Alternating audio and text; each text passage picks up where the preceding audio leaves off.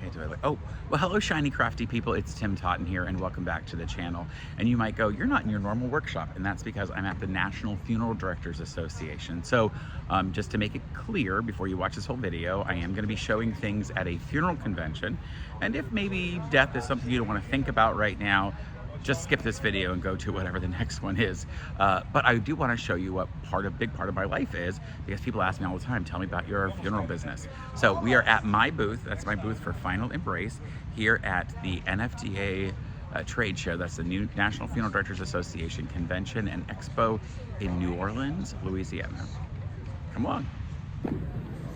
So here's our booth at the conference, and this company started because I was working in a funeral home helping families who were grieving, and my boss took me to go to someone's house to pick up a person who passed away, and he gave me this sort of ugly fake fur cover to put over the person, and it looked like we had skinned Cookie Monster. So instead I created covers like this one.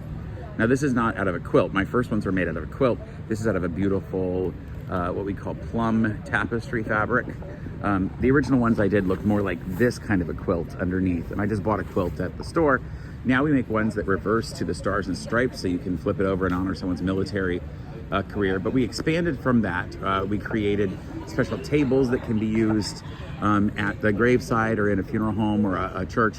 We also created these carriers for, we call them precious cargo transporters. They're for our smallest clients because unfortunately, sometimes infants and babies still pass away, and we have a way to properly carry those rather than using something more industrial. So those are quite lovely and lined and have a beautiful padding, and they're really comforting actually, even though it's a terrible thing you've got to deal with. We make these products on the bottom. You see how it's holding up a box. That goes underneath a casket. It's called a church truck, and that's a church truck drape.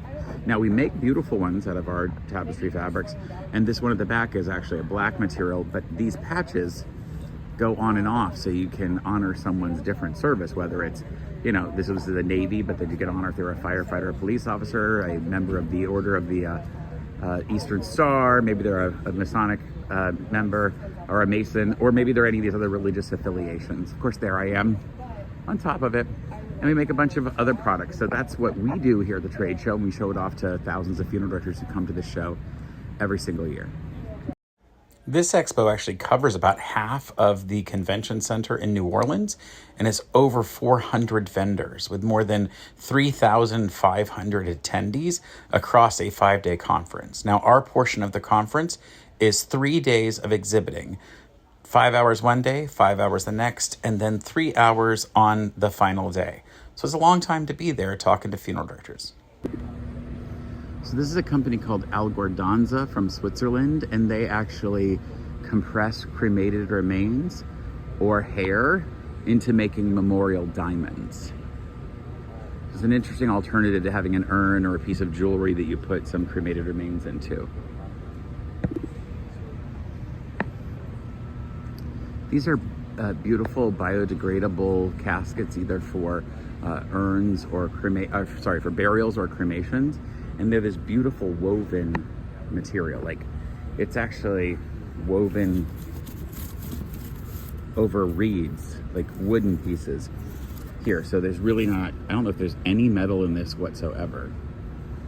Aren't they beautiful? They sort of remind me of what they, in the story that they created the little carrier for Moses to go down the river that his mother made for him. Just full size. How beautiful. So these are my good friends at Funeral Home Gifts, and they make woven blankets. This is literally a blanket that's woven to design, to show a design. So it's all threads, individual. I'll show you in the back. You see, it's the way they weave the threads together, individual colored threads, then make the design. You've seen their stuff if you've ever looked at like companies like Shutterfly or other places that you can design a blanket with pictures and have it made. They do that for lots of companies, but they also do them in the funeral industry, and they do other printed work as well. And like this is a head panel in a casket. This is a printed version of the same thing. It has just a little more detail in terms of close detail, but they do urns, they do keepsake boxes, they'll print on glass, and they have a really easy software to use so that everybody, the funeral home, can easily design these without having a lot of design skill. And then they ship those blankets in like 24 hours or something, or maybe 48 at the most, so it can be displayed like that at the funeral. So there are certainly traditional hearses at the show, and then there's ones that are a little more, this one's like a New Orleans style for the Saints, and then they get the more contemporary. This one's sold on the first day. You know, there's a funeral home that's like that, will be a signature piece for us. Look how gorgeous this burnt orange is. The only problem with it is it's sort of, if you're not a University of Texas fan.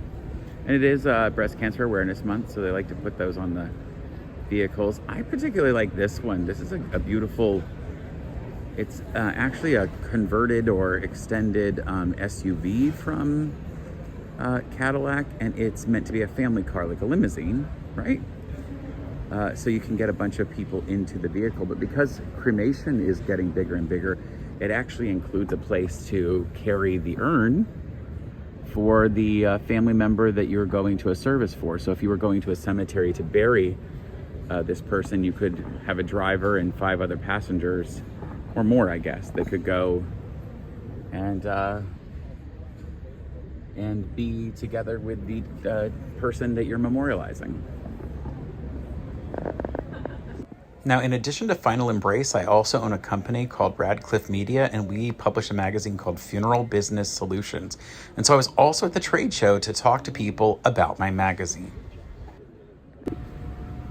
Howdy, how are you? I'm well, how are you this morning? I'm fantastic. So this is the Krauss Agency, and they're on the cover of the magazine that I publish. And they help people who are retaining assets through annuities. That's an important thing that funeral homes can offer people. It's very technical, but listen, it's a huge wave coming in the industry. So there are certainly new companies like Tad Blue showing off memorial jewelry, and then of course companies bringing out new products that they've been developing, including this one from Terry Bear, which is a shadow box that includes an urn as part of the shadow box. Of course, they still have traditional urns available because funeral directors need a wide range of things to share with the public. Now, this convention attracts huge companies as well as funeral directors from all over, not only the United States, but the rest of the world, bringing in more than 3,500 attendees. All right, so this is RK Productions. This is my friend Randy's booth. He's off camera, but you might see him in this video if he pops up every once in a while. He makes these amazing, wait, how are we describing these things, Randy? Handmade stone, yes, and keepsakes. And they're gorgeous. We'll talk about the wood one in just a minute, but look at these beautiful. And these are so different. You can't feel them now, obviously, but they're nice stone. They have coolness to them. They're heavy, but look how beautiful some of these are. You can put the pictures into them. In fact, they'll even personalize them, so you can add personalization to them. And he's just got really unique designs. This is one of the latest ones they did was the cross, and even ones for your sweet pets. Just an amazing, unique design that Randy does. And really good. But he does have, actually, his son, Reese left. Yeah, good. Reese is over. Reese does wood urns, which is funny to me because like dad does stone urns, and now the son's like, I'm going to be like you, but I'm going to do completely different. So Reese is 21 now, and he's just started. This is one of his, what is he calling this one? Rockwood. The rockwood. So it looks like shaped like a rock.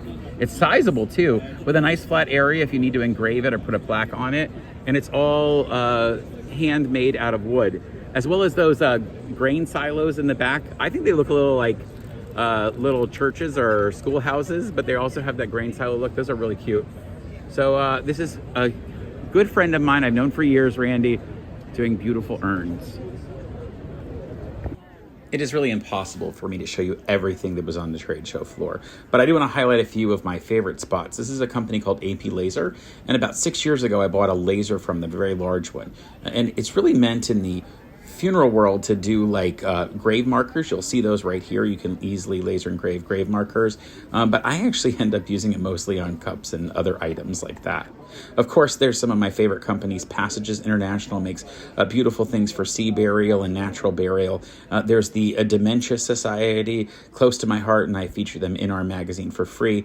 Our friends at Crown Vault make really amazing stuff, affordable items for families to be able to bury not only their loved ones in urns, but in an urn vault. This one I particularly love because it can be signed by everyone before it's put into the ground.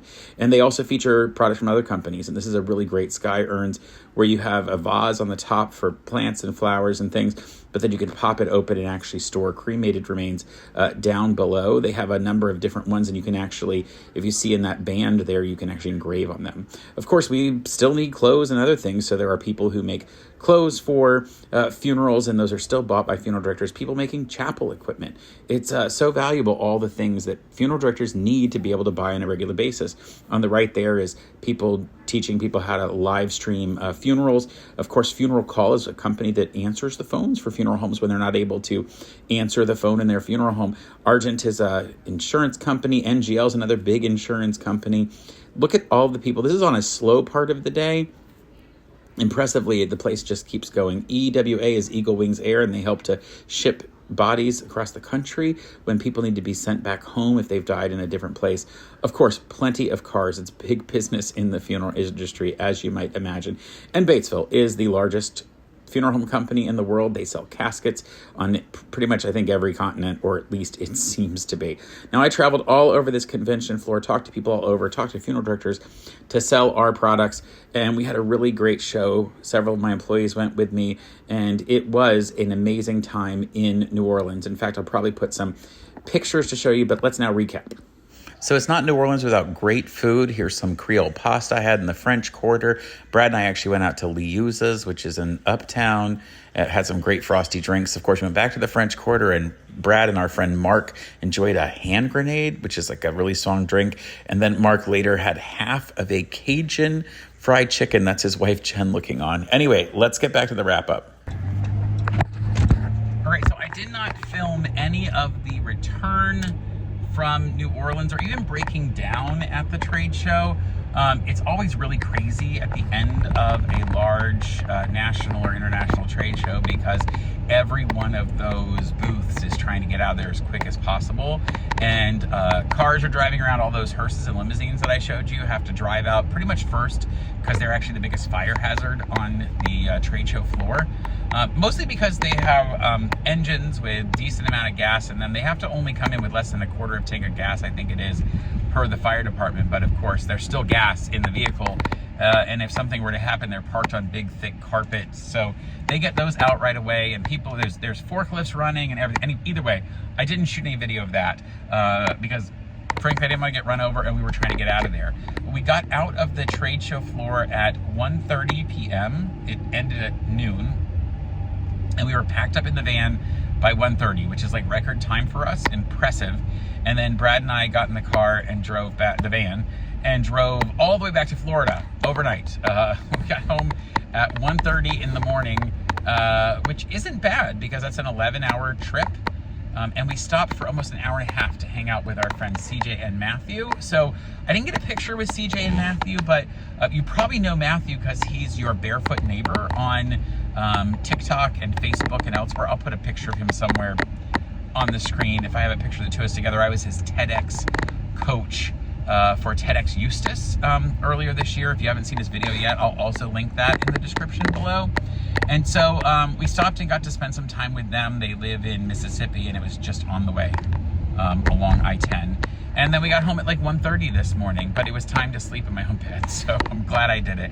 Overall, the trade show is really valuable for my company, for both of my companies. Final Embrace, which makes those beautiful blankets and quilts for funeral homes. You might notice I'm driving with all the stuff in the back of the van because I'm going to my workshop to unload everything from the show. it's really valuable for that company because we get to interact with funeral directors who use our product day in and day out. We get to talk to them about what things they want to see new in the future, how it's working out for them now, and we have a lot of amazing loyal customers over the 23 or 24 years that we've been doing this business. And it was really good for my magazine, which is called Funeral Business Solutions, because I got to see a lot of the advertisers for the magazine. Those are other companies that sell direct to funeral homes, and had a lot of good interactions that way. So overall, it was a great time in a great city. In fact, we ate some really amazing food. I put some pictures already in to this video, but maybe I'll just add one more here of one of the amazing meals that we had. I didn't take a lot of other pictures because we were so busy. Well, I'll end it with this one. Brad and I on Bourbon Street. Brad had never been to New Orleans before, and of course, so you have to do some of the things that everyone does in New Orleans, and one of those is that we went to Bourbon Street and took a photo. This is at 8 o'clock at night, so it hadn't gotten rowdy yet. We're old enough, we did not stay up super late. We actually went home by 9 o'clock. So who knows, it might have gotten really crazy there. But anyway, thanks for going along with me to the National Funeral Directors Association Conference and Convention and Expo in New Orleans, Louisiana next year. We'll be in Chicago for that convention, always in October. So next time I see you, I'll be bringing you back some wonderful crafting and sewing videos, but thanks for joining me on this little sideline. And until then, stay crafty. Bye for now. All right, I'm gonna be glad to finally get this stuff out of the van and go on to my next adventure.